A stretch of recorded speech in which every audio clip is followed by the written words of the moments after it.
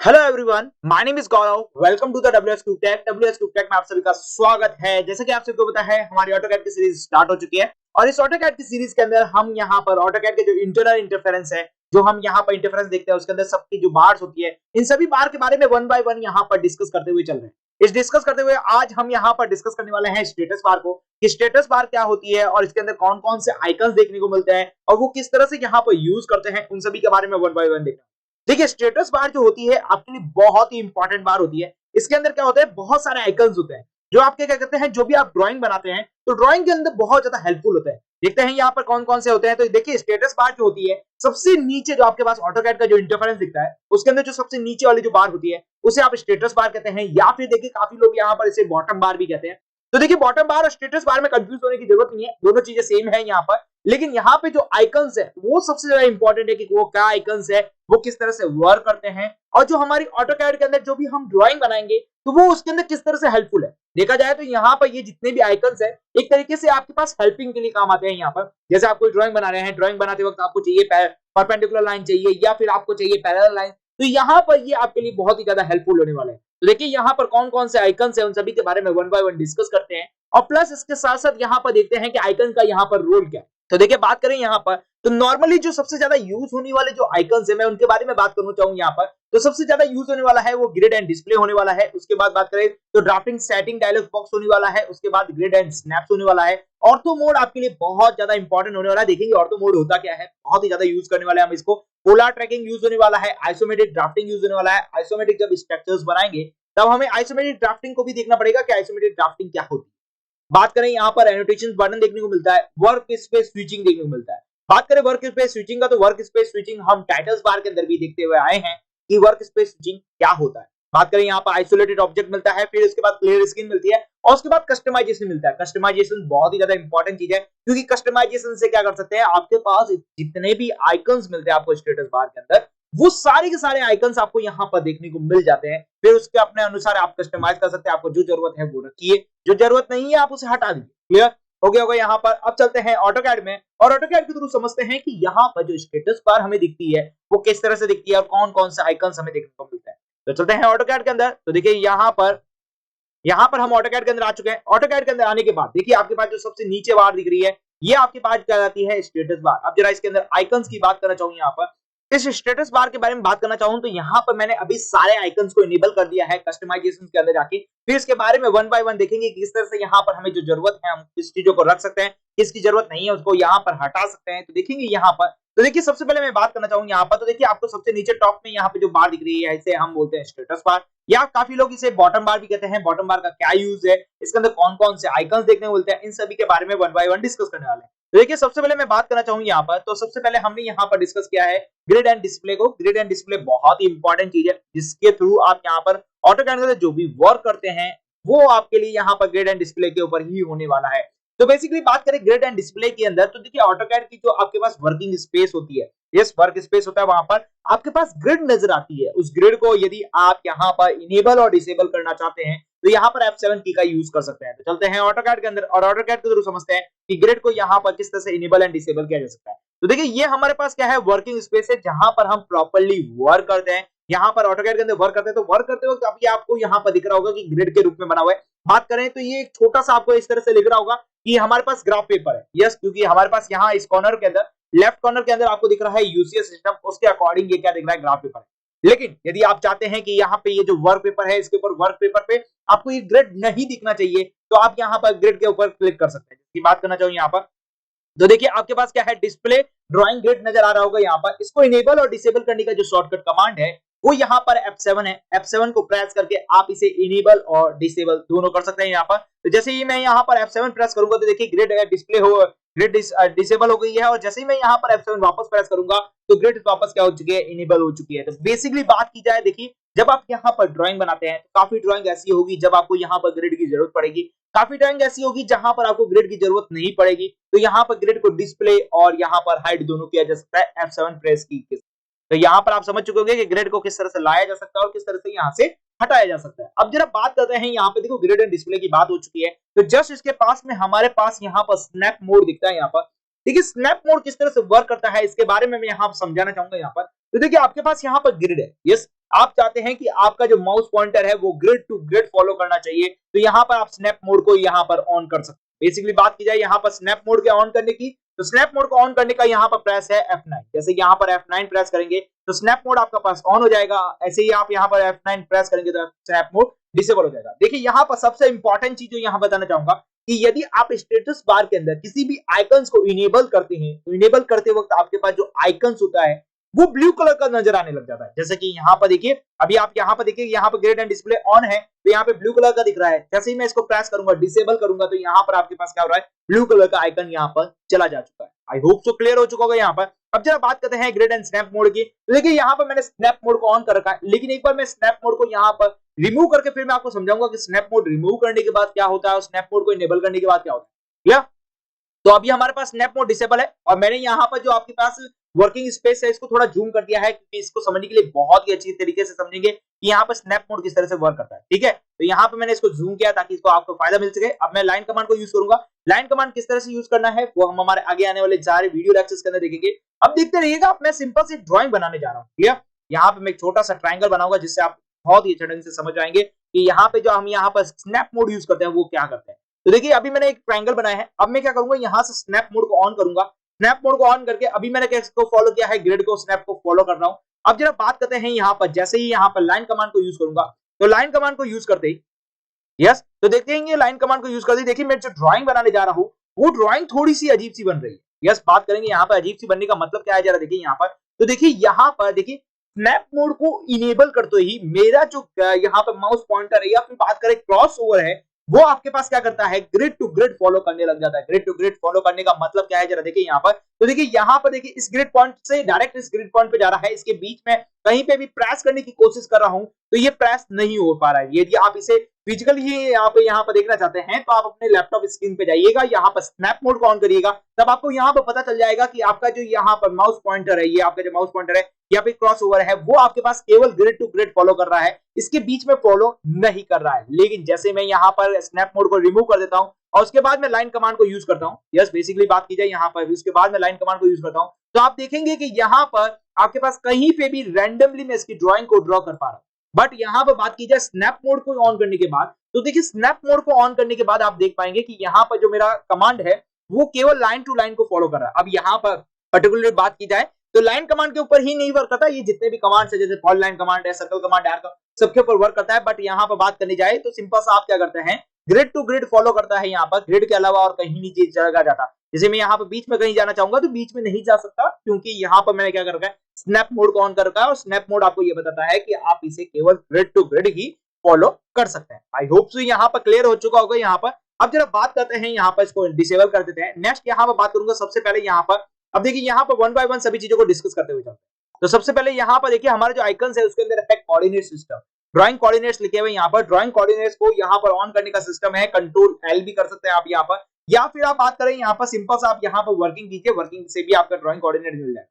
Basically बात कीजिए यहाँ पे ड्राइंग कोऑर्डिनेट होता क्या है उसके बारे में बताना चाहूंगा यहाँ पर। तो जैसे ही आप यहाँ पर वर्किंग स्पेस पे कोई भी चीज को वर्क करते हैं, जैसे कि यहाँ पे मैं वर्क कर रहा हूँ यहाँ पर सिंपल सा, तो वर्क करते वक्त जैसे यहाँ पे मैं सिंपल सा लाइन कमांड को यूज कर रहा हूँ, तो देखेंगे आप यहाँ पर जैसे मैं फर्स्ट पॉइंट ले रहा हूँ और लास्ट पॉइंट ले रहा हूँ, yes first point and second point draw करता हूँ, तो उसी तरीके से देखेंगे यहाँ पर कि हमारे जो कोऑर्डिनेट्स है वो यहाँ पर चेंज होते हुए नजर आ रहे हैं। देखिए इसका रीजन क्या है यहाँ पर, बेसिकली बात की जाए यहाँ पर, तो यहाँ पर आप कोई भी चीज वर्क करते हैं, वर्क करते वक्त आप देख रहे हैं कि आपका जो वर्किंग है वो सारा यूसीएस सिस्टम से अकॉर्डिंग हो रहा है। आपके पास जो यूसीएस सिस्टम है, यूनिवर्सल कोऑर्डिनेट सिस्टम है, उसके अकॉर्डिंग आप यहाँ पे वर्क कर रहे हैं। तो उसके अकॉर्डिंग आप वर्क करने पर देखिए अभी आप यहाँ पर फर्स्ट कोऑर्डिनेट में वर्क कर रहे हैं, तो फर्स्ट कोऑर्डिनेट में वर्क कर रहे हैं, तो यहाँ पर जो आपका वर्किंग स्पेस है वो आपके पास फर्स्ट कोऑर्डिनेट है, तो यहाँ पर आपके पास एक्स एक्सिस पॉजिटिव होगा, वाई एक्सिस पॉजिटिव होगा, और यहाँ पर अभी हम 3D की बात नहीं कर रहे हैं, तो यहाँ पर आपके पास जेड एक्सिस क्या है, 0 है। तो बेसिकली बात की जाए आप यहाँ पर कोई भी वर्क करते हैं तो वर्क करने पर आपके पास जो भी आप पॉइंट के ऊपर वर्क करेंगे तो उस पॉइंट का जो वर्किंग होने वाला है वो आपके पास क्या होने वाला है, यहाँ पर कोऑर्डिनेट सिस्टम होने वाला है। क्लियर हो गया यहाँ पर बात करें। अब जरा बात करते हैं यहाँ पर क्या ये नेगेटिव कोऑर्डिनेट सिस्टम हो सकता है, तो यस ये नेगेटिव कोऑर्डिनेट सिस्टम हो सकता है। इसको देखने के लिए देखिए यहाँ पर मैं बात करूंगा, यहाँ पर सिंपल सा इसको मूवमेंट कर देता हूँ। ओके, मूवमेंट करने के बाद अभी तो हमारे पास सारा जो कोऑर्डिनेट सिस्टम है वो भी एक्स एक्सिस के ऊपर चल रहा है। अब जरा बात करें यहाँ पर, तो सिंपल सा यहाँ पे मैं लाइन कमांड को यूज करूंगा और लाइन कमांड को यूज करने पर देखिए यहाँ पर अभी जो सिस्टम चल रहा है वो हमारे पास कहीं पे भी ले लिया ऑप्शन, तो वो हमारे पास पॉजिटिव सिस्टम चल रहा है। अब जरा देखिए इसकी लाइन को, दूसरी लाइन को यहाँ पर प्रेस करूंगा तो देखिए यहाँ पर एक्स एक्सिस और वाई एक्सिस दोनों क्या हो चुकी है, नेगेटिव हो चुकी है। और यहाँ पर जेड एक्सिस की बात करना चाहूँ तो यहाँ पर आपके पास क्या चल रहा है, जीरो चल रहा है। यस, दोनों देख पा रहे हैं आप, यहाँ पर एक्स में नेगेटिव है, वाई में नेगेटिव है और जेड में क्या है, जीरो। तो ये पूरा सिस्टम चलता रहता है जिसके थ्रू आप क्या कर सकते हैं, यहाँ पर वर्किंग कर सकते हैं। आई होप सो यहाँ पर क्लियर हो चुका होगा कि कोऑर्डिनेट सिस्टम क्या होता है और किस तरह से वर्क करता है। नेक्स्ट बात करना चाहूंगा यहाँ पर है मॉडल एंड पेपर के बारे में। देखिए अभी आप जो वर्क कर रहे हैं वो सारा का सारा वर्किंग किस पे है, आपके पास मॉडल पे है। यस, यहाँ पे बात करें मॉडल पे है, आप यहाँ पर वर्किंग जो कर रहे हैं यहाँ पर सारी मॉडलिंग पर कर रहे हैं। जैसे मैं बात करूं यहाँ पर, तो अभी आपके पास देखने पर आपको देखिए यहाँ पर बात करूंगा, यहाँ पर कस्टमाइजेशन के अंदर, ड्राफ्टिंग एनोटेशन के अंदर जाएंगे तो अभी आप मॉडलिंग के ऊपर वर्क कर रहे हैं। लेकिन यदि आप इसे स्विच करना चाहते हैं पेपर के अंदर, जैसे कि आप यहाँ पर बनाना चाहेंगे, पेपर के ऊपर वर्क करना चाहते हैं, तब यहाँ पर आप इसे स्विचिंग कर सकते हैं। देखेंगे हमारे आगे आने वाले वीडियो लेक्चर के अंदर किस तरह से यहाँ पर स्विचिंग की जा सकती है। क्लियर? अब जरा बात करते हैं नेक्स्ट, यहाँ पर है इंटरफेरेंस कंसंट्रेशन है। यस, कंस्ट्रक्शन है, यहाँ पर इंटरफेरेंस कंस्ट्रक्शन आपके पास किस तरह से वर्क करता है। जैसे आप यहाँ पर ऑटोकैड के अंदर कोई भी फाइल बनाते हैं या कोई भी ड्राइंग बनाते हैं आप यहाँ पर, तो ड्राइंग बनाते वक्त आप चाहते हैं कि वो जो ड्राइंग है वहां पर आपके पास डेफिनेशन होनी चाहिए कि वहां पर जो ड्राइंग आप यूज कर रहे हैं वो कौन सी है। जैसे मैं बात करना चाहूंगा यहाँ पर सिंपल सी एक लाइन ड्रॉ करना चाहूंगा। यस, सिंपल सी मैं लाइन ड्रॉ कर रहा हूँ, F8 ओके। तो यहाँ पर मैंने एक सिंपल सी लाइन ड्रॉ की है। तो ये अभी जो लाइन दिख रही है आपके पास, यहाँ पर आपके पास कैसे दिख रही है, एक हॉरिजॉन्टल लाइंस है या वर्टिकल लाइंस है, अभी यहाँ पर कोई भी शो नहीं हो रही है। जैसे यहाँ पे बात करना चाहूँ तो ये आपके पास कैसी है, वर्टिकल लाइंस है, यहाँ पर बिल्कुल शो नहीं हो रहा है। बट अब आप चाहते हैं कि आपकी जो ड्राइंग्स है, ड्राइंग के अंदर आप चाहते हैं कि आपकी जो वर्किंग है वो आप यहाँ पर शो करते रहे कि आपकी जो जहाँ पे भी ये ड्राइंग्स है वो हॉरिजॉन्टल है, इंटरसेक्टिंग है या फिर कोई और ड्राइंग्स है, तो वो आप यहाँ पर शो कर सकते हैं। बेसिकली बात की जाए यहाँ पर, तो यहाँ पर इंटरफेरेंस कंस्ट्रक्शंस को आप जैसे इनेबल करेंगे और इनेबल करने के बाद यहाँ पर कोई भी चीज आप वर्क करते हैं, जैसे कि मैं यहाँ सिंपल सी लाइन बनाना चाहूंगा यहाँ पर। तो यहाँ पर लाइन बनाने के बाद देखिए यहाँ पर एंटर प्रेस करूंगा तो यहाँ पर मुझे एक छोटा सा आइकन देखने को मिलता है जो आपको यहाँ पर शो करता है कि ये जो लाइन है वो कौन सी है, वर्टिकल है, हॉरिजॉन्टल है या फिर आपके पास परपेंडिकुलर है। जो भी आप लाइन यूज कर रहे हैं वो सारी आपको यहाँ पर शो होने को देखने को मिलती है। क्लियर? अब चाहे इसके आगे कोई भी वर्किंग करे यहाँ पर, देखिए जैसे मैं इसके आगे वर्किंग करने जा रहा हूँ यहाँ पर सिंपल सी, तो यहाँ पर अपने आप बताया जा रहा है यहाँ पर कि हम कौन सी लाइन को यूज करते हुए चल रहे हैं। जैसे कि मैं बात करना चाहूँ यहाँ पर देखिए अभी आपके पास हॉरिजॉन्टल लाइंस बता रही है, यहाँ पे बात की जाए तो यहाँ पर आपके पास परपेंडिकुलर लाइंस बता रही है। तो आप इस वर्किंग स्पेस के अंदर आप चाहते हैं कि आपकी यहाँ जो ड्राइंग्स है वो आपको बताए कि आप कौन सी तरह से वर्क कर रहे हैं, कौन सी लाइन को यूज कर रहे हैं। तो आप बेसिकली यहाँ पर क्या कर सकते हैं, इंटरफेरेंस कंस्ट्रक्शन को यहाँ पर यूज कर सकते हैं। आई होप सो यहाँ पर क्लियर हो चुका होगा। देखिए एक और चीज मैं बताना चाहूंगा, यदि आप इंटरफेरेंस कंस्ट्रक्शन को डिलीट करके हुए लाइन को ड्रॉ करते हैं, जैसे कि मैं यहाँ सिंपल सी लाइन को ड्रॉ करता हूँ यहाँ पर, तो यहाँ पर मैंने लाइन को ड्रॉ कर लिया। अब आप चाहते हैं कि इस लाइन को आप यहाँ पर सिंपल सी मूवमेंट करना चाहते हैं, स्ट्रेच करना चाहते हैं, तो स्ट्रेच करेंगे। तो देखिए स्ट्रेच जो है आपके पास यहाँ पर क्या होने वाला है, फ्रीली होने वाला है। जैसे यहाँ पर देखिए मैं यहाँ पर फ्रीली स्ट्रेच कर पा रहा हूँ, जैसे कि आप यहाँ देख पा रहे हैं, और अपनी इच्छा अनुसार यहाँ पर स्ट्रेच कर पा रहा हूँ। क्लियर? लेकिन जैसे ही मैं यहाँ पर इंटरफेरेंस कंस्ट्रक्शन को यूज करता हूँ और कोई भी लाइन को ड्रॉ करता हूँ और उसके बाद मुझे स्ट्रेच करना होगा, तो वो स्ट्रेच आपके पास यहाँ पर प्रॉपर्ली नहीं होने वाला। प्रॉपर्ली मतलब यहाँ पर बात की जाए तो आपके पास जो स्ट्रेच होने वाला है वो यहाँ पर आपके पास देखने को मिलेगा कि एक पर्टिकुलर सेगमेंट के अंदर स्ट्रेच होगा। यस, बात करें यहाँ पर तो देखिए आपके पास एक पर्टिकुलर सेगमेंट के अंदर यहाँ पर स्ट्रेच होने वाला है। आप चाहेंगे कि रैंडमली स्ट्रेच हो यहाँ पर, तो वो आपके पास यहाँ पर पॉसिबिलिटीज नहीं मिलती है, क्योंकि आपने जो यहाँ पर लाइन कंस्ट्रक्शंस की है आपने उसको एक डिफाइन दे दिया है कि वो जो लाइन है हमारी परपेंडिकुलर्स है, या फिर बात करें यहाँ पर जो लाइंस है वो आपके पास हॉरिजॉन्टल है या वर्टिकल्स है, तो वो जो स्ट्रेचिंग होने वाली है वो सारी आपकी उसी ही पोजीशंस के अंदर होने वाली है। तो आई होप सो क्लियर हो चुका होगा कि यहाँ पर जो इंटरफेरेंस कंस्ट्रक्शंस है वो यहाँ पर किस तरह से वर्क करता है। अब चले यहाँ पर अगला जो यहाँ पर आइकन है उसको यहाँ पर समझते हैं। तो नेक्स्ट आपके पास यहाँ पर दिखेगा डायनामिक इनपुट। देखिए डायनामिक इनपुट आपके लिए बहुत ज्यादा इंपॉर्टेंस है, ये किस तरह से यहाँ पर रोल करता है, इसके लिए हमने आपके लिए एक पर्टिकुलर एक वीडियो बनाई है डायनामिक इनपुट के लिए। तो यहाँ पर आपके पास बहुत ही ज्यादा इंपॉर्टेंट रोल करता है आपके पास ऑटोकैड के फाइल के अंदर। देखिए अभी यहाँ पर छोटा सा आपको पास इंट्रोडक्शन देना चाहूंगा डायनामिक इनपुट के बारे में कि डायनामिक इनपुट होता क्या है यहाँ पर। तो देखिए अभी आप क्या कर रहे हैं, यहाँ पर आप जो वर्किंग कर रहे हैं, जैसे कि यहाँ पर मैं वर्किंग कर रहा हूँ, वर्किंग करते वक्त यदि मुझे किसी कमांड का यूज करना पड़ रहा है तो अब आप चाहते हैं कि आपकी जो कमांड विंडो है वो क्रॉसओवर के पास शिफ्ट हो जाए, तो बेसिकली आप यहाँ पर डायनामिक इनपुट को यहाँ पर इनेबल करते हैं। डायनामिक इनपुट आपके लिए बहुत ज्यादा इंपॉर्टेंट है, क्योंकि आप जो कमांड विंडो है वो आप डायरेक्टली क्रॉसओवर के पास शिफ्ट कर रहे हैं। उससे क्या होगा कि आपके पास जो यहाँ पर वर्किंग होगी वो यहाँ पर बहुत फास्ट हो जाएगी। जैसे मैं बात करना चाहूँ यहाँ पर लाइन कमांड को यूज किया, तो आपके पास जो कमांड विंडो के अंदर जितने भी आइकन्स नजर आते हैं, जो भी आपके पास यहाँ पर कमांड विंडो के अंदर कमांड शो होती है, वो सारी की सारी जो ऑप्शंस है वो आप यहाँ पर क्या देख पाएंगे, क्रॉस ओवर के पास देख पाएंगे, और क्रॉस ओवर से ही आप उसे डायरेक्टली यहाँ पर वर्किंग कर पाएंगे। तो इसलिए आपके पास जो कमांड विंडो यहाँ पर डायनामिक इनपुट है वो यहाँ पर बहुत ज्यादा अच्छे ढंग से वर्क करती है और बहुत इंपॉर्टेंट रोल वर्क करती है। क्लियर हो गया। यहाँ पर बात करें अपने हमारे पास जो नेक्स्ट आइकन है उसके बारे में बात करना चाहूंगा यहाँ पर।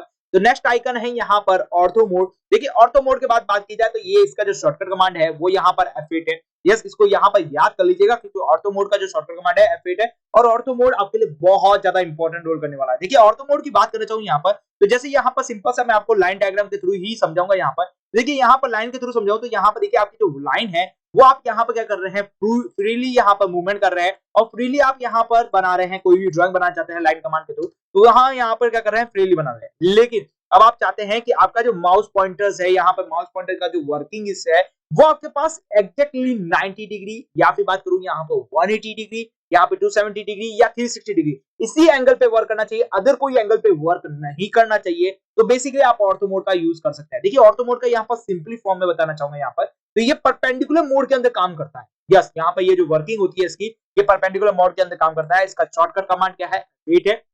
जैसे ही आप यहाँ F8 को प्रेस करेंगे तो देखिए जैसे मैं यहाँ पर लाइन को बनाता हूं, उसके बाद मैं यहाँ से फ्रीली लाइन को मूव करना चाहूंगा, तो देखिए फ्रीली लाइन यहाँ पर मूव नहीं हो रही है, पर्टिकुलरली 0 डिग्री पे मूव हो रही है, उसके बाद 90 डिग्री पे मूव हो रही है, उसके बाद 180 डिग्री पे मूव हो रही है, फिर उसके बाद 270 पे हो रही है, या फिर आप बोल सकते हैं -90 पे बोल सकते हैं यहाँ पर, और इसके बाद वापस आपके पास क्या हो रही है, 0 डिग्री पे मूव हो रही है। इसका मतलब क्या हुआ कि यदि आप यहाँ पर कोई भी परपेंडिकुलर सेगमेंट बनाना चाहते हैं तो यहाँ पर आप क्या कर सकते हैं, ऑर्थो मोड को इनेबल करके आप यहाँ पर ड्राइंग को कंप्लीट कर सकते हैं। बेसिकली आपको समझ में आ चुका होगा। ये हमारे लिए जब वर्किंग होगी जब हम यहाँ पर हाउस की मैपिंग बनाएंगे। यस, माउस की मैपिंग बनाते वक्त हमें यहाँ पर सबसे ज्यादा यूज होने वाली है यहाँ पर ऑर्थो मोड। और देखिए ऑर्थो मोड का जो शॉर्टकट कमांड है F8, उसको आप याद ही कर लीजिएगा क्योंकि ये आपके लिए बहुत ज्यादा इंपॉर्टेंट है। कभी कभी आपको यहाँ पर वर्किंग करते वक्त आपको परपेंडिकुलर लाइन ड्रॉ करनी पड़ती है ऑटोमेटिकली, तो आप यहाँ पर बार बार यहाँ पर ऑर्थो मोड को जाके यहाँ पर इनेबल और डिसेबल नहीं कर सकते, इसलिए इसका शॉर्टकट कमांड आपको याद रखना बहुत ज्यादा इंपॉर्टेंट। तो देखिए यहाँ पर मैंने दो चीजों का शॉर्टकट कमांड आपको बहुत ही ज्यादा इंपॉर्टेंट बताया। एक तो हो गया ग्रेड एंड स्नैप्स का और दूसरा हमारे पास हो गया है यहाँ पर ऑर्थो पोजीशन का। अब चलते हैं हमारे अगले ऑप्शन के ऊपर, तो क्या अगला ऑप्शन क्या कहते हैं।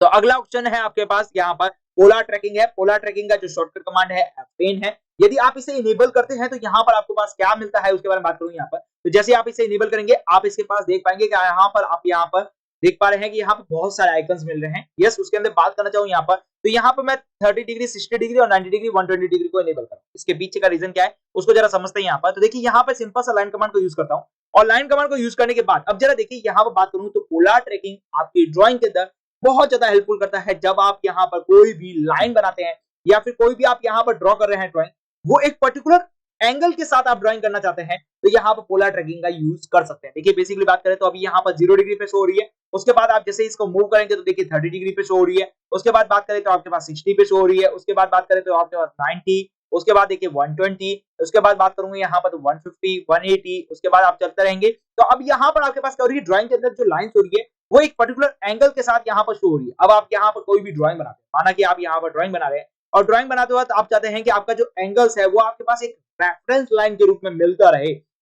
यस, यहाँ पे बात करना चाहूंगा यदि मैं यहाँ पर सिंपल सा हेक्सागोनल बनाना चाहूंगा, सिंपल सा हेक्सागोनल या पेंटागोनल बनाना चाहते हैं यहाँ पर, तो आप यहाँ पर चाहते हैं कि आपके पास रेफरेंस लाइंस आपको मिलती रहे। तो यहाँ पर देखिए बेसिकली बात करूँ तो यहाँ पे आपको रेफरेंस लाइंस आपको बेसिकली मिलती रह रही है। यस, जैसे कि बात करें यहाँ पर देखिए यहाँ पर एक रेफरेंस लाइन मिल रही है, उसके बाद फिर से एक रेफरेंस लाइन मिल रही है, उसके बाद देखिए फिर से एक रेफरेंस लाइन मिल रही है। यस, उसके बाद बात करें तो फिर से आपके पास एक रेफरेंस लाइन मिल रही है। तो यहाँ से आपके पास क्या होती है, रेफरेंस लाइंस आपको यहाँ पर मिलती रहती है जिसके थ्रू आप यहाँ पर कोई भी ड्राइंग को क्रिएट कर सकते हैं। तो बेसिकली बात की जाए अभी तो मैंने यहाँ पर रैंडमली बनाया है, लेकिन आप इसे सिस्टमैटिक बनाएंगे तो आपके पास ये जो ड्राइंग है वो सिस्टमैटिक बननी स्टार्ट हो जाएगी। क्लियर, प्रॉपर मेजरमेंट के साथ बनाएंगे तो प्रॉपर मेजरमेंट के साथ मिलनी शुरू हो जाएगी। आई होप सो क्लियर हो चुका होगा यहाँ पर। अब देखिए यहाँ पर बात करें पोलर ट्रैकिंग का जो एंगल्स है उसे आप अपने इच्छा अनुसार यहाँ पर क्या कर सकते हैं, चेंजेस कर सकते हैं। जैसे अभी मैंने यहाँ पर 30, 60, 90, 120 को कर रखा है तो आप इसे चेंजेस कर सकते हैं। बेसिकली बात की जाए तो ये आपके लिए ड्राइंग के लिए बहुत ही हेल्पफुल टूल्स चल रहे हैं सारे के सारे। यस, बात करें यहाँ पर नेक्स्ट, यहाँ पर आपके पास है यहाँ पर आइसोमेट्रिक ड्राफ्टिंग। आइसोमेट्रिक ड्राफ्टिंग क्या होता है इसके लिए हमारे पास एक अलग वीडियो बनने वाला है जिसके अंदर हम सीखेंगे कि आइसोमेट्रिक ड्राइंग क्या होती है। सबसे इंपॉर्टेंट जो चीज होती है यहाँ पर आइसोमेट्रिक ड्राइंग होती है। आइसोमेट्रिक ड्राइंग क्या चीज होती है उसके बारे में बात करें यहाँ पर, तो मैं यहाँ पर आपको छोटा सा इंट्रोडक्शन कराऊंगा आइसोमेट्रिक ड्राइंग के बारे में कि आइसोमेट्रिक ड्राइंग क्या होती है। देखिए यहाँ पर आप जो ड्राइंग बना रहे हैं, अभी यहाँ पर जो ड्राइंग बना रहे हैं ये ड्राफ्टिंग एनोटेशन सिस्टम के अंदर बना रहे हैं यहाँ पर। और इस ड्राफ्टिंग एनोटेशन सिस्टम के अंदर बात करूं तो आप जो भी ड्राइंग बना रहे हैं वो सारी की सारी ड्राइंग कैसी है, यहाँ पर 2D ड्राइंग। बात करें यहाँ पर यदि हम वर्क स्पेस स्विचिंग को चेंज करेंगे यहाँ पर तो 3D बेसिक्स में चले जाएंगे। 3D बेसिक्स के अंदर क्या करेंगे, आपकी जो ड्राइंग्स होगी वो सारी की सारी कैसी होने वाली है, यहाँ पर आपके पास होने वाली है 3D ड्राइंग। लेकिन अब आप यहाँ पर चाहते हैं कि आपकी जो ड्राइंग्स है वो यहाँ पर 2D drawings look like 3D drawings दिखनी चाहिए। यस, बात करें कुछ ऐसी ड्राइंग्स होती है 2D के अंदर जो आपके पास दिखने में कैसे दिखती है, 3D के अंदर दिखती है। तो आप चाहते हैं कि वैसी ड्राइंग बननी चाहिए, तो उसके लिए आप यहाँ पर यूज करते हैं आइसोमेट्रिक ड्राफ्टिंग का। यस, आइसोमेट्रिक ड्राफ्टिंग के थ्रू आप क्या कर सकते हैं, यहाँ पर जो आप वर्किंग करते हैं वो आपके पास जो वर्किंग होती है आपको पास 3D की तरह दिखती है। जैसे यहाँ पर एक छोटा सा एग्जांपल लेके समझाऊंगा मैं यहाँ पर। तो देखिए अभी आपका जो यहाँ पर वर्क स्पेस के अंदर जो आपके पास ग्रिड है वो भी यहाँ पर चेंजेस हो चुका है, लुक आपको लग रहा होगा यहाँ पर टिल्ड हो चुका है। यस, अब यहाँ पर मैं एक छोटा सा ड्रॉप्स बनाना चाहूंगा यहाँ पर। यस, यहाँ पे एक छोटा सा कुछ भी बना देते हैं, ड्राइंग बना देते हैं। जैसे कि मैं यहाँ पर सिंपल सा एक छोटी सी ड्राइंग बनाना चाहूंगा। उसके बाद आप देख पाएंगे बिल्कुल आप यहाँ पर इसको प्रॉपर्ली समझ पाएंगे कि आपकी जो ड्राइंग हो रही है वो आपके पास एकदम 3D की तरह दिख रही है। यस, बात करें मैं एक छोटी सी बुक शेल्फ बनाना चाहूंगा जिसके थ्रू आप बेसिकली समझ पाएंगे कि हम यहाँ पर जो वर्किंग कर रहे हैं वो आप यहाँ पर देख पाएंगे कि 3D की तरह वर्क हो रही है। यस, बात छोटा सा एक ड्राइंग बनाना।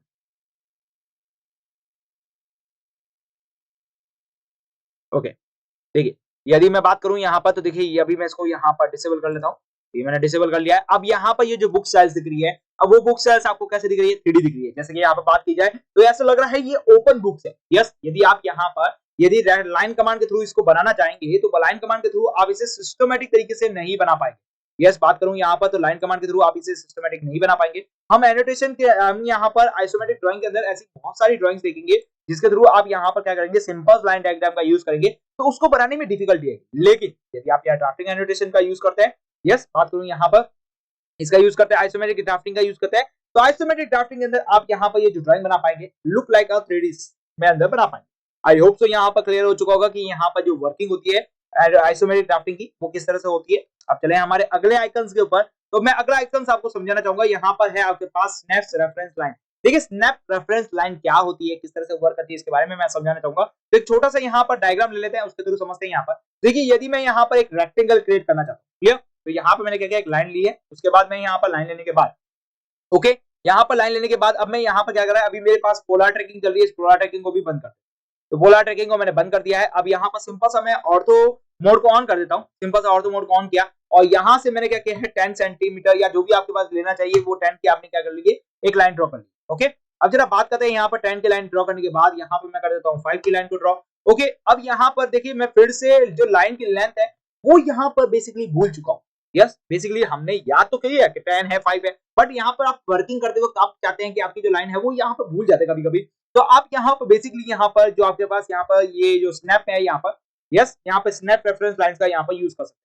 देखिए स्नैप रेफरेंस लाइंस क्या करती है कि आपके पास किसी एक पॉइंट से लगाकर आपके पास जो दूसरा पॉइंट है उनके बीच में आपके पास क्या करती है, एक रेफरेंस लाइन दे देती है जिसके अकॉर्डिंग आप यहाँ पर क्या कर सकते हैं, ड्राइंग बना सकते हैं। बेसिकली बात करें तो देखिए अभी आपके पास कोई भी रेफरेंस लाइन नहीं मिल रही। जैसे हमने पोलर ट्रैकिंग को यूज किया था तो पोलर ट्रैकिंग के अंदर हमें एक रेफरेंस लाइन मिल रही थी एंगल के अंदर, जिसके थ्रू हम क्या कर रहे थे कि हमारी जो लाइन होने वाली है उसको एक पर्टिकुलर एंगल के अंदर ड्रॉ कर पा रहे थे। उसी तरीके से हम यहाँ पे चाहते हैं कि हमारी जो लाइंस है वो एक पर्टिकुलर परपेंडिकुलर के रूप में शो होनी चाहिए या एक रेफरेंस लाइंस के रूप में होनी चाहिए। तो आप इसे क्या कर सकते हैं, इनेबल कर सकते हैं। इसका जो शॉर्टकट कमांड है वो यहाँ पर F11 है। जैसे आप यहाँ पर प्रेस करेंगे तो देखिए यहाँ पर जैसे मैं इस आइकन के ऊपर यहाँ पर इस पॉइंट के ऊपर क्लिक करता हूँ तो जैसे यहाँ पर देखिए सिंपल सा यहाँ पर क्लिक करने पर देखिए मुझे एक रेफरेंस लाइन आपको मिल रही थी।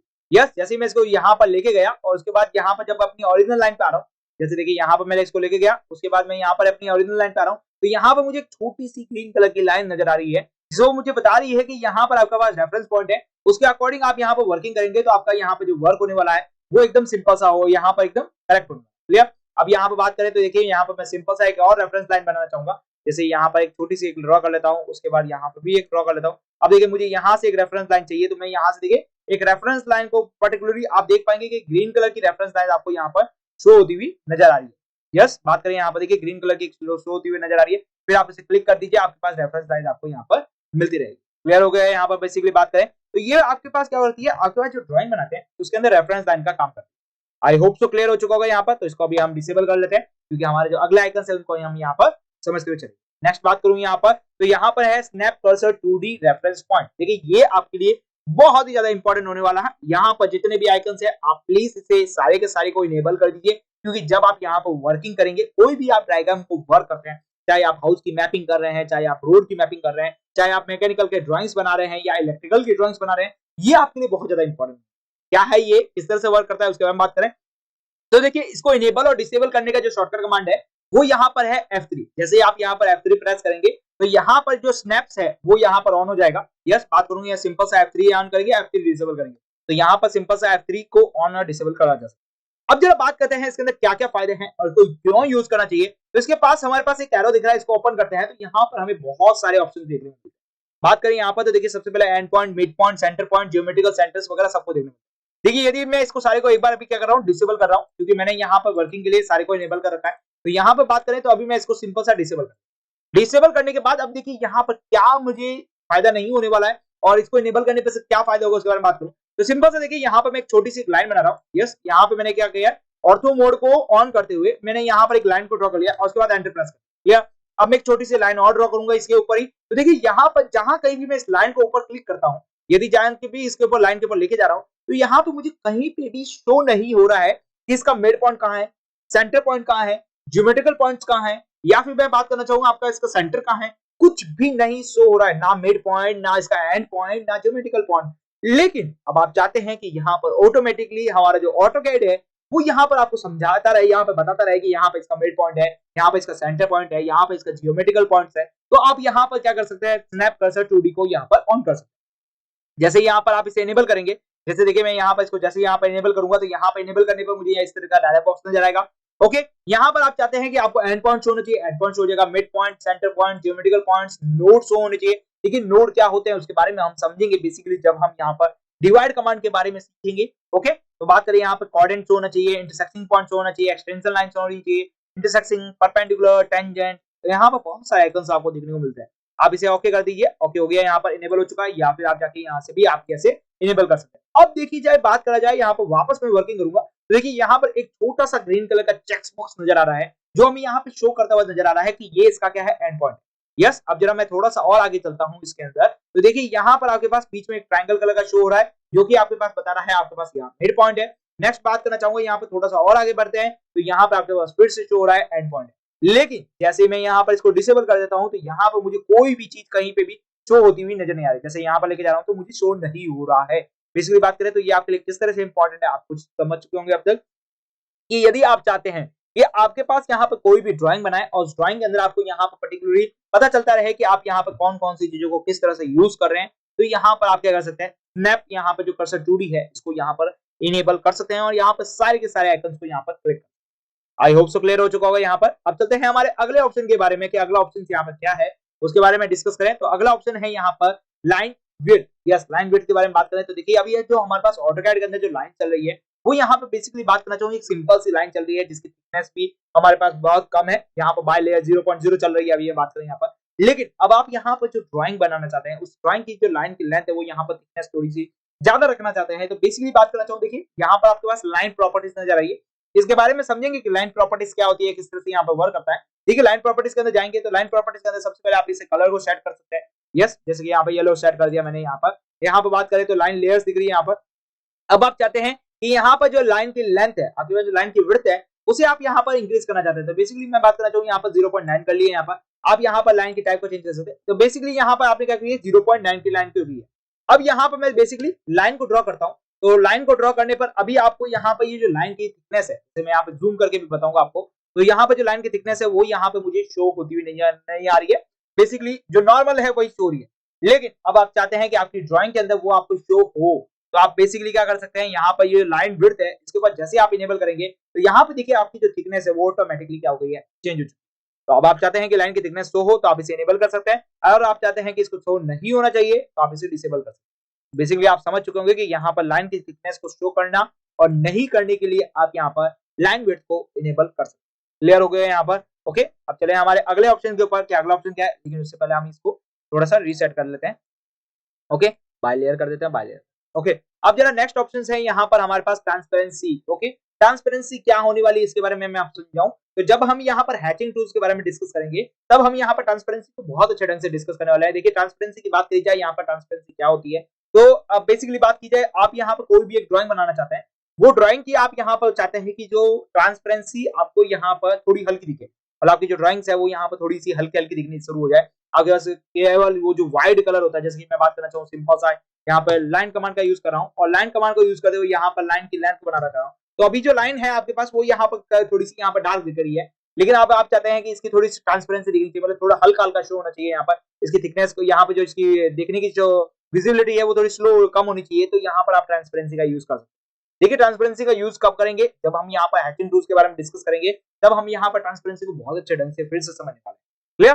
तो ओके, अब चले हमारे अगले ऑप्शन के ऊपर। तो अगला ऑप्शन है यहाँ पर हमारे पास साइक्लिंग, सिलेक्शन साइक्लिंग। देखिए सिलेक्शन साइक्लिंग आपके लिए बहुत ज्यादा इंपॉर्टेंट होने वाला है। अभी ट्रांसपेरेंसी को डिसेबल कर देते हैं। ओके, तो यहाँ पे मैं कुछ गिने चुने ऑप्शंस को यहाँ पर सेलेक्ट करते हुए जा रहा हूँ, क्योंकि जो हमारे पास रेगुलर पर्पस के लिए जो यूज होने वाला है ना, हम उसी को ही यहाँ पर इनेबल करते हुए चलेंगे। क्लियर? ओके, अब जरा बात करते हैं यहाँ पर, तो हमारे पास है सिलेक्शन साइक्लिंग के बारे में। सिलेक्शन साइक्लिंग अभी आपकी आवाज ऑफ है, जैसे आप इसे सेलेक्ट करेंगे तो यहाँ पर इनेबल हो जाएगा। देखिए बेसिकली बात करना चाहूँ यहाँ पर कब ये वर्क करने वाला है, तो जब आप यहाँ पर कोई ड्राइंग बनाते हैं और जो ड्राइंग है आपके पास इंटरकनेक्टेड है। इंटरकनेक्टेड का मतलब क्या है, आपके पास एक ड्राइंग के ऊपर दूसरी ड्राइंग है, दूसरी ड्राइंग के ऊपर फिर से तीसरी ड्राइंग है, उसके बाद ऐसे करते करते बहुत सारी ड्राइंग्स है, लेकिन अब आप चाहते हैं कि आपके पास जो ड्राइंग्स है उसमें से कुछ एक पर्टिकुलर ड्राइंग को ही आप यहाँ पर सिलेक्शन करना चाहते हैं, तो यहाँ पर सिलेक्शन यहाँ पर यूज कर सकते हैं। तो बेसिकली आपके पास क्या है, यहाँ पर सिलेक्शन साइक्लिंग को आप यहाँ पर यूज कर सकते हैं। क्लियर? तो अभी मैं इसको डिसेबल कर देता हूँ, फिर मैं आपको समझाऊंगा कि किस तरह से वर्क करता है। तो देखिए बेसिकली मैंने क्या किया है, एक लाइन बनाई है, ओके, एंटर करके फिर मैंने इसके ऊपर दोबारा एक और लाइन बना दी है, और उसके बाद बात करूं तो यहाँ पर एक फिर से लाइन बनाई है, यहाँ पे मैंने फिर से एक लाइन बनाई है, यहाँ पे फिर से मैंने एक लाइन बनाई है, और उसके यहाँ पे एक फिर से लाइन बनाई है, और फिर मैं कर देता हूँ एंटर पर। तो बेसिकली बात की जाए तो यहाँ पर मैंने क्या किया है, जो लाइन का यूज किया है वो एक के ऊपर बहुत सारी लाइन को यूज किया। क्लियर? लेकिन अब आप चाहते हैं कि यहाँ पर केवल आपके पास जो अनयूजेस लाइन है, अनयूजेस लाइन का मतलब क्या है, यहाँ पर ये जो छोटी वाली जो लाइन यहाँ पर एक छोटी सी लाइन को ड्रॉ किया था वो यहाँ पर डिलीट हो जाए। यस, तो बेसिकली आप यहाँ पर जब इसको सेलेक्ट करते हैं, जैसे मैं यहाँ पर इस लाइन को यहाँ पर सेलेक्ट करता हूँ, तो सेलेक्ट करने पर मुझे क्या नजर आ रहा है कि मेरी जो लाइन है वो सारी की सारी सेलेक्टेड लाइन होती है।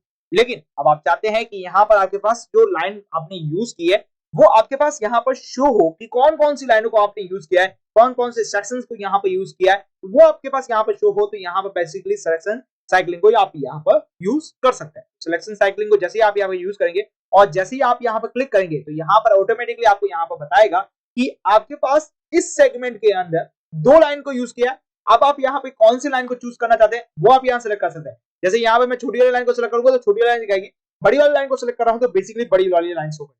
तो आई होप सो यहाँ पर क्लियर हो चुका होगा कि किस तरह से यहाँ पर वर्किंग करती है सिलेक्शन साइक्लिंग। ये जब आपके लिए वर्किंग करेगी जब आप यहाँ पर बहुत बड़े बड़े डायग्राम बनाएंगे, और जब बड़े बड़े डायग्राम्स आपके पास इंटरकनेक्टेड हो जाएंगे, और इंटरकनेक्टेड करते वक्त अब आप चाहते हैं कि उसमें से कोई एक ऐसा डायग्राम हो जो आपके पास डिलीट हो जाए। यस, तो आप यहाँ पर बेसिकली यूज कर सकते हैं। आई होप सो क्लियर हो चुका होगा यहाँ पर। ओके, अब चलते हैं हमारे पास नेक्स्ट यहाँ पर। तो देखिए जैसे हमने यहाँ पर स्नैप टू 2D के बारे में डिस्कस किया था, yes, snap cursor to 2D के बारे में डिस्कस किया था, उसी तरह से यहाँ पर स्नैप कर्सर टू 3D भी होता है। जब हम यहाँ पर 3D ड्राइंग करेंगे तो 3D ड्राइंग्स के अंदर भी हमारे पास बहुत सारे ऐसे ऑप्शन होंगे जो हमें जरूरत पड़ेगी। जैसे कि बात करूं यहाँ पर मुझे वर्टेक्स की शो पड़ेगी, मिड पॉइंट ऑफ फेस की जरूरत पड़ेगी, नोड की जरूरत पड़ेगी, सेंटर ऑफ फेस की जरूरत पड़ेगी, परपेंडिकुलर की जरूरत पड़ने वाली है, नियरेस्ट टू फेस की जरूरत पड़ने वाली है। तो बेसिकली बात करें यहाँ पर जब हम यहाँ पर 3D को यूज करेंगे तब हमें यहाँ पर स्नैप टू 3D की भी यहाँ पर जरूरत पड़ेगी, तब हम इसे फिर से इनेबल कर लेंगे। और उसका जो शॉर्टकट कमांड है यहाँ पर F4 है, जैसे यहाँ पर F4 करेंगे यहाँ पर इसे इनेबल और यहाँ पर बेसिकली डिसेबल कर सकते हैं। आई होप सो क्लियर हो चुका है यहाँ पर। अब जरा नेक्स्ट बात करते हैं यहाँ पर। तो नेक्स्ट यहाँ पर है आपके पास usage system to active solid plane. देखिए बेसिकली बात की जाए यहाँ पर ये कब वर्क करने वाला है, तो ये आपके पास जब आप इसे 3D के यूज करेंगे। यस, बेसिकली बात करें 3D आइकन्स को जब यहाँ पर यूज करने वाले हैं 3D के अंदर, जब आप वर्किंग करेंगे तब आपके पास क्या होगा, जो यूसेज सिस्टम होगा आप उसे 3D के अंदर किस तरह से यूज करते हैं तब आपके लिए यहाँ पर यूज होने वाला है। नेक्स्ट बात करना चाहूंगा यहाँ पर, तो यहाँ पर है आपके पास फिल्टर ऑब्जेक्ट टू सिलेक्शन। देखिए फिल्टर ऑब्जेक्ट टू सिलेक्शन क्या है, यहाँ पर बेसिकली बात की जाए तो यहाँ पर हमें बहुत सारे ऑप्शंस मिलते हैं। जब आप यहाँ पर किसी ऑब्जेक्ट को सिलेक्ट करते हैं 3D के अंदर, तब आप चाहते हैं कि केवल उसकी वर्टेक्स हो या केवल एक एज शो हो या केवल इसका फेस सेलेक्ट हो, तो उसी तरीके से यहाँ पर आप इसे सिलेक्शन पॉइंट को यहाँ पर चेंजेस कर सकते हैं। जैसे अभी यहाँ पर वर्टेक्स है, आप चाहते हैं इसका फेस शो होना चाहिए तो यहाँ पर फेस शो हो जाएगा। जैसे आप यहाँ पर किसी 3D ऑब्जेक्ट को सेलेक्ट करेंगे, सेलेक्ट करते वक्त आप चाहते हैं उसका फेस शो होना चाहिए तो फेस शो हो जाएगा। ये सारे आइकन्स आपके पास 3D की तरह वर्क करने वाले हैं। ये बेसिकली बात करें यहाँ पर स्नैप 3D, यहाँ पर यूसीएस सिस्टम, उसके बाद बात करें यहाँ पर फिल्टर ऑब्जेक्ट। अब बात करते हैं यहाँ पर शो टू गोमस। देखिए शो टू गोमस क्या करता है, यहाँ पर वर्किंग बात करना चाहूंगा यहाँ पर। तो देखिए जब आप यहाँ पर 3D के अंदर ऑब्जेक्ट बनाते हैं, ऑब्जेक्ट बनाने के वक्त आप चाहते हैं कि उसको रोटेट कराना है आपको या फिर उसको मूवमेंट कराना है, तो आप यहाँ पर शो टू गोमस का यूज कर सकते हैं, जिसके थ्रू आप इसके मूवमेंट करवा सकते हैं। बेसिकली बात करें तो यहाँ पर रोटेट करा सकते हैं, स्केलिंग भी करवा सकते हैं। तो तब हम यहाँ पर जब 3D के अंदर चलेंगे और 3D के अंदर चलते वक्त हम इसे देखेंगे किस तरह से यहाँ पर ये वर्किंग है। क्लियर? ओके, बात करें हमारे पास नेक्स्ट यहाँ पर है एनोटेशन के बारे में। एनोटेशन क्या होने वाला है, इसके अंदर एक पर्टिकुलर हमारे लिए वीडियो बनेगा जिसके अंदर हम एनोटेशन के बारे में बहुत ही ज्यादा डिटेल के साथ पढ़ने वाले हैं कि एनोटेशन किस तरह से वर्क करता है। ओके, अब ये यहाँ पर समझ लेते हैं कि थोड़ा सा कि एनोटेशन क्या होता है। ठीक है, एनोटेशन क्या होता है इसके बारे में मैं आपको समझाना चाहूंगा यहाँ पर। तो बेसिकली आप यहाँ पर जो भी वर्क करते हैं, यस, यहाँ पर जो भी आप वर्क कर रहे हैं, आप वर्क करते वक्त आप चाहते हैं कि आपके जो वर्किंग है यहाँ पर, जैसे आप यहाँ पे कोई भी हाउस की मैपिंग बना ली आपने, अब आप चाहते हैं कि उसकी यहाँ पर प्रॉपर्टीज को चेंज नहीं किया जाए, उसकी जो यहाँ पर विड्थ है, यहाँ पर जो लेंथ है, उसको कंप्रेस कर दिया जाए, लेकिन उसकी डायमेंशन को चेंज नहीं किया जाए, तो बेसिकली आप एनोटेशन का यूज कर सकते हैं। एनोटेशन के थ्रू आप क्या कर सकते हैं, देखिए यहाँ पे बेसिकली बात करूं तो इसको जैसे ही आप ओपन करेंगे तो आपके पास अभी जो आप यहाँ पे वर्किंग ले रहे हैं वो 1:1 की कर रहे हैं। क्लियर? ओके, अभी आप चाहते हैं कि आपकी जो यहाँ पर वर्किंग होनी चाहिए वो 1:16 की होनी चाहिए, 1:20 की होनी चाहिए। मतलब आप क्या कर रहे हैं, आपकी जो ड्राइंग है उस ड्राइंग को आप कंप्रेस कर रहे हैं, बट आपके पास उसके अंदर जो साइज है, लेंथ है, उसको आप यहाँ पर सेम करते हुए चल रहे हैं।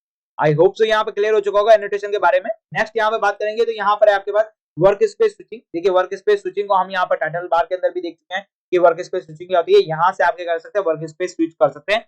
बेसिकली बात की जाए तो अभी हम यहाँ पर ड्राफ्टिंग एनोटेशन के अंदर वर्क कर रहे हैं, लेकिन अब आप चाहते हैं कि यहाँ पे जो वर्किंग है आपकी वो यहाँ पर बेसिकली 3D मॉडलिंग के अंदर होनी चाहिए, तो उससे भी आप यहाँ पर चेंज कर सकते हैं। नेक्स्ट बात करना चाहूंगा यहाँ पर है एनोटेशन मॉनिटर। एनोटेशन मॉनिटर क्या करता है, यहाँ पर वर्क बात करें तो एनोटेशन देखिए वर्किंग करता है। जब यहाँ पर एनोटेशन जो हम यहाँ पर वर्किंग सीखेंगे तब यहाँ पर एनोटेशन मॉनिटर को भी यहाँ पर वर्क कैसे करता है उसके बारे में भी यहाँ पर समझने वाले हैं। क्लियर?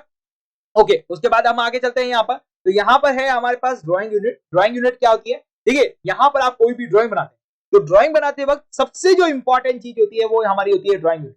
देखिए बेसिकली बात की जाए, देखिए आप यहाँ पर कोई भी ड्राइंग बनाते हैं आप उसे यहाँ पर यूनिट के थ्रू ही बनाएंगे। जैसे यहाँ पर मैं हाउस की मैपिंग बनाऊंगा तो एक रैंडमली नहीं बनाने वाला, सिंपल सा आप यूनिट रखेंगे, जैसे फीटर इंचेस के अंदर रखने वाले हैं। यहाँ पे बेसिकली बात करें यहाँ पर कि यहाँ पर आपके पास यहाँ पर सेंटीमीटर मीटर्स में रखने वाले हैं, तो यहाँ पर आप ड्राइंग यूनिट का यूज करते हैं। बेसिकली बात की जाए यहाँ पर हमें बहुत सारी ड्राइंग यूनिट मिलती है जिसके अंदर हम इसमें चेंजेस कर सकते हैं। देखिए ड्राइंग यूनिट के ऊपर हमारा एक पर्टिकुलर सिंगल वीडियो होने वाला है जिसके अंदर समझेंगे कि ड्राइंग यूनिट क्या होती है, उसके अंदर कौन कौन से आइकन्स मिलते हैं, किस तरह से हम ड्राइंग यूनिट को स्विचिंग कर सकते हैं और उसके अंदर किस तरह से वर्किंग कर सकते हैं, वो सब यहाँ पर। क्लियर? ओके, नेक्स्ट बात करें यहाँ पर तो हमारे पास है क्विक प्रॉपर्टीज।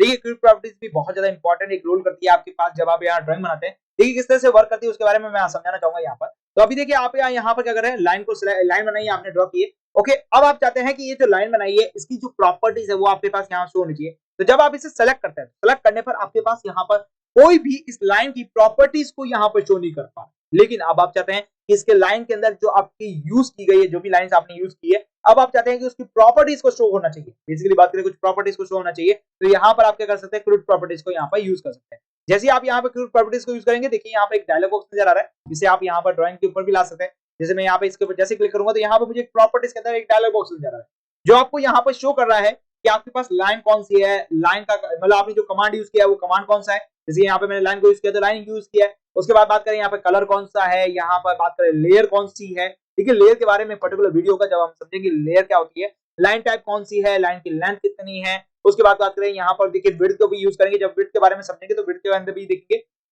ओके, उसके बाद आप इसे कस्टमाइजेशन भी कर सकते हैं। बेसिकली बात करें तो बेसिकली बात करें यहाँ पर आपके पास बहुत सारे ऑप्शन देखने को मिलते हैं। क्लियर? जैसे कि यहाँ पर देखिए आप इसे कस्टमाइजेशन भी कर सकते हैं। क्लियर हो गया यहाँ पर? तो ये हमारे पास ओके, तो ये हमारे पास क्या होता है कि यहाँ पे कोई भी आप यहाँ पर वर्किंग करते हैं और वर्किंग करते वक्त आप चाहते हैं कि उसकी प्रॉपर्टीज भी साथ साथ शो होती रहनी चाहिए, तो यहाँ पर आप क्या कर सकते हैं, इसका यूज कर सकते हैं क्रूड प्रॉपर्टी। अभी मैं इसको डिसेबल कर रहा हूँ क्योंकि मुझे प्रॉपर्टीज की ज्यादा इंपॉर्टेंट नहीं लगेगी। इंपॉर्टेंट करेंगे तब हम इसको इनेबल करेंगे, नहीं तो हम इसे वापस डिसेबल कर देंगे। क्लियर? नेक्स्ट बात करें यहाँ पर हमारे पास है इंटरफेरेंस, लॉकिंग यूजर इंटरफेरेंस। देखिए लॉकिंग यूजर इंटरफेरेंस के बारे में बात करो तो यहाँ पर आप क्या कर सकते हैं, आपके पास कोई भी यहाँ पर जो आपके पास टूल बार है, पैनल्स बार है, यस, आप इसे यहाँ पे क्या कर सकते हैं, लॉकिंग कर सकते हैं, विंडो को लॉकिंग कर सकते हैं। बेसिकली यहाँ पर वर्किंग करते हो तो आप यहाँ चाहते हैं कि आप इसे लॉक कर सकते हैं। बेसिकली यदि हम करना चाहें तो यहाँ पे कर सकते हैं। बेसिकली अब यहाँ पर नेक्स्ट है यहाँ पर आइसोलेट ऑब्जेक्ट। देखिए बेसिकली बात करें यहाँ पर आइसोलेट ऑब्जेक्ट क्या करता है, यहाँ पर देखिए यहाँ पर आप कोई भी यहाँ पे ड्राइंग बनाते वक्त आप चाहते हैं कि आपका कोई भी एक ऑब्जेक्ट है वो यहाँ पर गायब हो जाना चाहिए, आपके पास शो नहीं होना चाहिए। बेसिकली बात करें परमानेंटली डिलीट नहीं कर रहे हैं यहाँ पर। ओके, यहाँ पर क्या कर रहे हैं, उसे हाइड कर रहे हैं बेसिकली बात करें तो। यहाँ पर क्या कर सकते हैं, आइसोलेट ऑब्जेक्ट को चूज कर सकते हैं। आइसोलेट ऑब्जेक्ट पर क्लिक करने पर यहाँ पर आपके पास दो ऑप्शन मिलते हैं। पहला ऑप्शन है यहाँ पर आइसोलेट ऑब्जेक्ट, आपके पास कोई भी ऑब्जेक्ट है उसको यहाँ पर आइसोलेट करना चाहते हैं, बाकी अदर ऑब्जेक्ट है तो आइसोलेट ऑब्जेक्ट कर सकते हैं। उसे आप हाइडन करना चाहते हैं तो हिडन ऑब्जेक्ट कर सकते हैं। देखिए किस तरह से वर्क करता है। इसके बाद थोड़ा सा वर्क बता देते हैं यहाँ पर। तो यहाँ पर मैंने एक सर्कल बनाया है, उस सर्कल के बाद में फिर से मैंने एक और सर्कल बना दिया है। ओके, और उसके बाद में फिर से मैंने एक सर्कल बना दिया है। तो बेसिकली मैं बात करना चाहूँ, यहाँ पर मैंने तीन छोटे एक साइज वाइज यहाँ पर सर्कल बना।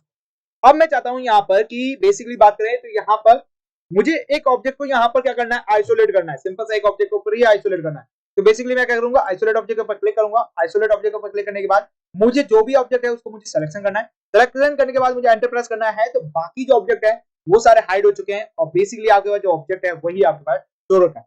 कंट्रोल जेड करेंगे, आपके पास ऑब्जेक्ट वापस आ जाएगा। क्लियर। अब बात करूं यहाँ पर तो हाइड ऑब्जेक्ट पर क्लिक करेंगे तो जो ऑब्जेक्ट आप सिलेक्ट करेंगे वो ऑब्जेक्ट आपके पास क्या होगा, हाइड हो जाएगा। बाकी ऑब्जेक्ट आपको यहाँ पर शो होने शुरू हो जाएंगे। आई होप सो क्लियर हो चुका होगा यहाँ पर कि किस तरह से यहाँ पर आइसोलेटेड ऑब्जेक्ट का यहाँ पर यूज कर सकते हैं। बेसिकली आप समझ चुके हैं। नेक्स्ट बात करें यहाँ पर हार्डवेयर एक्सेलरेशन है। हार्डवेयर एक्सेलरेशन के बारे में बात करना चाहूंगी यहाँ पर। तो यदि आप यहाँ पर जो वर्किंग कर रहे हैं, बेसिकली बात करें यहाँ पर जो ऑटोकैड के अंदर वर्किंग कर रहे हैं आप यहाँ पर, उस ऑटोकैड की जो वर्किंग के अंदर जो यहाँ पर ग्राफिक की जो यहाँ पर स्पीड है, यस, उसको यहाँ पर इंक्रीज और डिक्रीज करना चाहते हैं तो हार्डवेयर एक्सेलरेशन का आप यहाँ पर यूज कर सकते हैं। बेसिकली बात की जाए। ओके, नेक्स्ट बात करना चाहूंगा यहाँ पर हमारे पास है क्लियर स्क्रीन। क्लियर स्क्रीन क्या करता है, देखिए अभी जो ऑटोकैड की जो विंडो दिख रही है हमारे पास, वो यहाँ पर आपके पास जो वर्किंग विंडो है वो यहाँ पर बहुत स्मॉल है। लेकिन अब आप चाहते हैं कि आपकी जो वर्किंग विंडो है वो एकदम क्लियरली जूम होनी चाहिए। मतलब यहाँ पर आपके पास जो यहाँ पर टूल बार है, यहाँ पर बात करना चाहूंगा, बेसिकली बात करना चाहूंगा सिंपल से आपके पास रिबन्स बार है वो आपके पास यहाँ पर शो नहीं होना चाहिए। तो आप यहाँ पर क्लियर स्क्रीन का यूज कर सकते हैं। जैसे मैं यहाँ पर इनेबल करूंगा, जैसे ही इसको इनेबल कर रहा हूँ तो देखिए आपके पास जो आपका रिबन बार है वो यहाँ पे चली गई है और बेसिकली आप सिंपल सा जो आपके पास वर्किंग स्पेस है आप उसी का ही यहाँ पर क्या कर पा रहे हैं, यूज कर पा रहे हैं। आई होप सो क्लियर हो चुका होगा क्लियर स्क्रीन के बारे में। इसको वापस डिसेबल कर देते हैं तो वापस वही आइकन के अंदर हम आ चुके हैं। ओके, अब नेक्स्ट यहाँ पर है कस्टमाइजेशन। कस्टमाइजेशन के थ्रू आप क्या कर सकते हैं, इस पूरे को कस्टमाइज कर सकते हैं अपने अकॉर्डिंग। क्लियर। ओके, जैसे कि मुझे यहाँ पर कोऑर्डिनेट सिस्टम नहीं चाहिए तो मैं कोऑर्डिनेट को हटा देता हूँ। मॉडल स्पेस को नहीं चाहिए तो मॉडल स्पेस हटा सकता हूँ। ओके, इंटरफेरेंस कंस्ट्रक्शन नहीं चाहिए, इसको हटा सकते हैं। डायनामिक इनपुट चाहिए, ऑर्थो चाहिए, पोलर ट्रैकिंग की जरूरत है हमें यहाँ पर जब यहाँ पे हम ड्राइंग बनाएंगे। आइसोमेट्रिक ड्राफ्टिंग की जरूरत है, ऑब्जेक्ट स्नैप टू 2D। एक बार सारे को इनेबल कर चुका हूं मैं यहाँ पर, तो इसको रिमूव कर देंगे। ओके, और बात करें यहाँ पर ऑब्जेक्ट स्नैप टू 2D को कर देंगे। ऑब्जेक्ट स्नैप पर ट्रैकिंग को यहाँ पर रखने की जरूरत है मुझे। ओके, बात करें यहाँ पर लाइन विड्थ की यहाँ पर जरूरत नहीं है, ट्रांसपेरेंसी की जरूरत नहीं है, सिलेक्शन साइक्लिंग को यहाँ पर इनेबल कर चुके हैं तो उसके बाद यहाँ पर डिसेबल कर देंगे। यहाँ पर बात करें 3D की एक भी चीजों की जरूरत नहीं है अभी हमें। ठीक है, 3D के अंदर वर्क करेंगे जब 3D को यूज कर लेंगे। ओके, यहाँ पर बात करें एनोटेशन विजिबिलिटी की जरूरत है, स्केलिंग की जरूरत है, जब हम एनोटेशन को समझेंगे देखेंगे। वर्क स्पेस स्विचिंग को नहीं जरूरत है क्योंकि हम यहाँ पर स्टेटस बार जो है हमारी, ये सॉरी यहाँ पर टाइटल बार है उसके अंदर हम इसको यूज करते हैं। ओके, बात करें यहाँ पर एनोटेशन मॉनिटरिंग की, उसकी जरूरत नहीं है। यूनिट्स की जरूरत नहीं है। यहाँ पर बात करें यहाँ पर क्विक प्रॉपर्टी की जरूरत नहीं है। यहाँ पर यूआई लॉकिंग की जरूरत नहीं है। आइसोलेट ऑब्जेक्ट की जरूरत है। यहाँ पर बात करें ग्राफिकल परफॉर्मेंस के बारे में बात करें तो उसकी जरूरत नहीं है। क्लियर स्क्रीन की हमें जरूरत है।